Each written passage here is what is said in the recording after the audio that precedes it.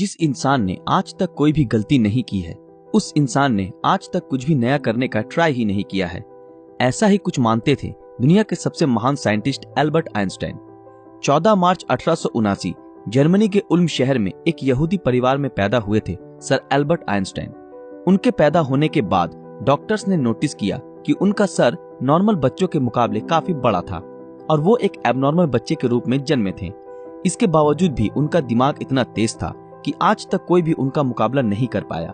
आज 60 साल हो गए आइंस्टाइन हमें छोड़ के चले गए हैं, लेकिन आज भी साइंस उनकी थीसिस के बिना कमजोर है। तो यही वजह है कि हर कोई उनके दिमाग के बारे में जानना चाहता है कि आखिर उनके ब्रेन में ऐसा क्या था जो कि उन्हें इस मुकाम तक लेकर आया कि आज उन्हें दुनिया भर में ग्रेटेस्ट साइंटिस्ट के नाम से जाना जाता है। क्या उनके ब्रेन में कोई सुपरनैचुरल पार्ट्स थी? तो आज हम इस वीडियो में इसी विषय के ऊपर चर्चा करेंगे। दरअसल जब एल्बर्ट आइंस्टाइन का जन्म हुआ था तब उनका सर किसी भी नॉर्मल बच्चे से ज्यादा बड़ा था। नॉर्मली बच्चे 1 या 2 साल की उम्र में बात करना सीख जाते हैं, लेकिन आइंस्टाइन 4 साल की उम्र तक बिल्कुल भी बात नहीं कर पाते थे।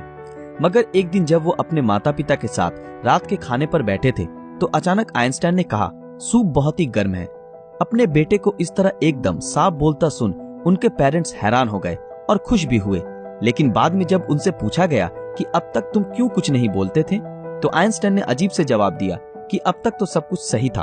आइंस्टाइन के जीवन से जुड़े अजीबोगरीब किस्से यही नहीं रुके, बल्कि उनके बड़े होने पर भी उनकी कई ऐसी आदतें थी जिनके बारे में सुनकर हर कोई हैरान रह जाता है। जैसे कि एल्बर्ट आइंस्टाइन को डेट्स और फोन नंबर याद रखने में प्रॉब्लम होती थी, यहाँ तक कि उन्हें खुद का टेलीफोन नंबर भी याद नहीं रहता था। एक बार उनके एक सहकर्मी ने उनसे उनका फोन नंबर मांगा तो आइंस्टाइन उनके पास रखे टेलीफोन डायरेक्टरी में अपना नंबर ढूंढने लगे। ये देख के सहकर्मी ने चकित होकर बोला, आप अपना खुद का फोन नंबर क्यों याद नहीं रखते?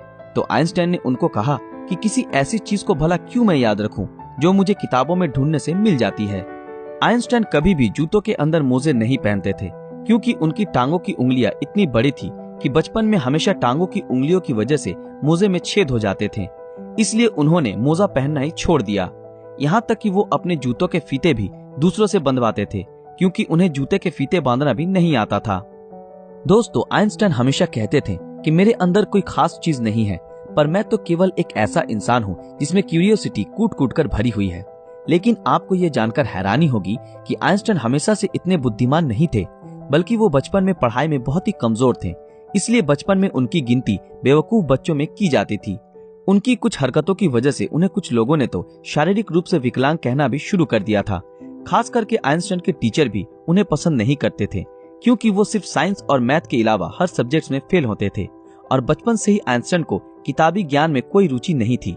हालांकि इसके बावजूद भी उन्होंने दुनिया के सामने साइंस की कई ऐसी थीसिस पेश की जिसके बिना आज भी साइंस कमजोर है, और यही वजह है कि उनका दिमाग आज भी चर्चा का विषय बना हुआ है।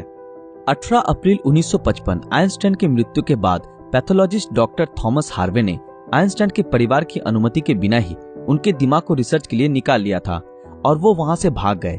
इस हरकत के लिए डॉक्टर हार्वे को नौकरी से निकाल दिया गया, लेकिन उन्होंने कहा कि ऐसा उन्होंने सिर्फ रिसर्च के लिए ही किया है और वो वादा करते हैं कि वो आइंस्टाइन के दिमाग पर रिसर्च जरूर करेंगे, ताकि आने वाले समय में इससे साइंस और साइंटिस्ट दोनों को ही कुछ फायदा हो सके।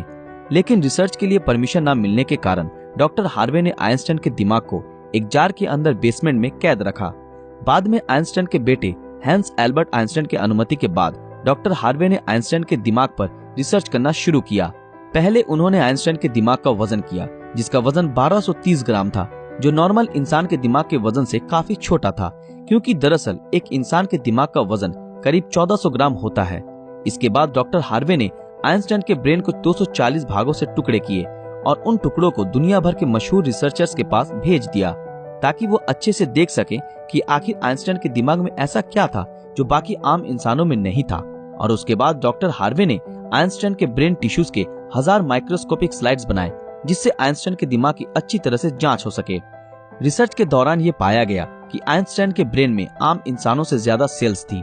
आइंस्टाइन के दिमाग का सेरिब्रल कॉर्टेक्स नाम का हिस्सा एक आम इंसान के दिमाग के मुकाबले काफी अलग था। दरअसल ये सेरिब्रल कॉर्टेक्स दिमाग का एक जरूरी हिस्सा होता है जो सबसे जटिल दिमागी प्रोसेस के लिए मेन फैक्टर होता है, और यही ऐसा हिस्सा होता है जो अजीबोगरीब तरीकों से विकसित होता है। और साइंटिस्टों का मानना है कि यही वजह थी कि उनका दिमाग बहुत ही असाधारण सोचता था। जब साइंटिस्टों ने आइंस्टाइन के ब्रेन को फर्दर एग्जामिन करना शुरू किया तो वो बिल्कुल हैरान रह गए कि उनके ब्रेन में रिंकल पैरिएटल ओपेरिकुलम मिसिंग है, जिसके कारण उनके ब्रेन की पैरिएटल लोब का साइज नॉर्मल ब्रेन से 20% ज्यादा बड़ा था। साइंटिस्टों का कहना है कि यही वजह है कि आइंस्टाइन की मैथमेटिकल स्किल और चीजों को इमेजिन करने की पावर नॉर्मल ब्रेन से ज्यादा थी और उनके दिमाग में न्यूरॉन्स की डेंसिटी 17% ज्यादा थी, जिस वजह से आइंस्टाइन को ज्यादा ब्रेन पार्ट मिलती थी। साइंटिस्ट के मुताबिक इसी वजह से आइंस्टाइन का कंसंट्रेशन और दूरदर्शिता औरों से कई ज्यादा था। साइंटिस्ट कहते हैं कि आइंस्टाइन के ब्रेन में ज्यादा फोल्ड थी, जो उनकी इंटेलिजेंसी का और एक कारण था। आइंस्टाइन का दिमाग 46 टुकड़े के रूप में अमेरिका के फिलाडेल्फिया शहर के मटर म्यूजियम में प्रिजर्व किया गया है। दोस्तों, आज साइंस ने कितनी तरक्की कर ली है, लेकिन इसके बावजूद आज भी आइंस्टाइन के दिमाग और इंटेलिजेंसी एक पहेली बनी हुई है। लेकिन साइंटिस्टों को आशा है कि फ्यूचर में किसी बेहतरीन टेक्निक के जरिए आइंस्टाइन के दिमाग को और भी बेहतर तरीके से जानने में कामयाबी हासिल होगी। डॉक्टर थॉमस ने आइंस्टाइन के दिमाग के साथ जो कुछ भी किया, क्या वो सही था या गलत? इस बारे में आपकी राय हमें कमेंट में जरूर बताएं। दोस्तों, आज के लिए बस इतना ही। आशा करते हैं आप लोगों को ये वीडियो पसंद आया होगा।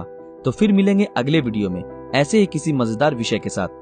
अगर आप ऐसे ही और वीडियो देखना चाहते हो तो हमारे इस चैनल को सब्सक्राइब करके बेल आइकन ऑन कर दें, ताकि जब भी कोई नया वीडियो आए आप तक नोटिफिकेशन पहुंच जाए।